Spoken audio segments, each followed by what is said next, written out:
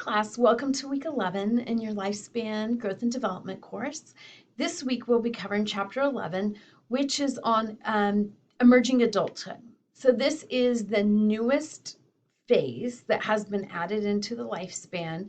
These are those late teen years, early 20s, and really in a response to what we understand about brain development. So prior to this being a stage in lifespan, you went straight out of adolescence into adulthood. Well, what we know now is that the brain's not fully developed, that there's still the prefrontal cortex that needs some solidifying.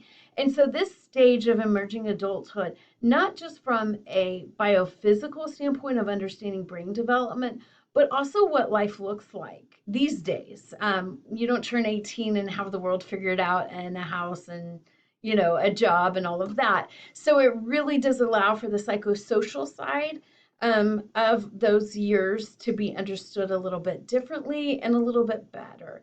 And I would presume that many of you are in emerging adulthood. So I hope that you enjoy learning about the stage of life you're in.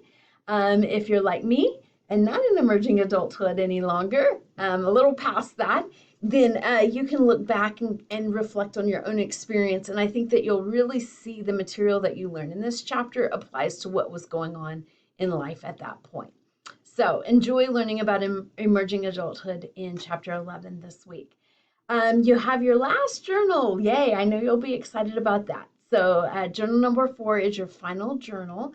So by now you know how to do those. So the prompt is in there, and then your quiz over chapter 11.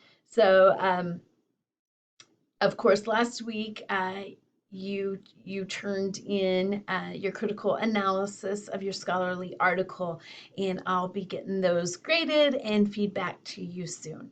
Have a great week, everybody. If you have any questions, please don't hesitate to reach out. Take care.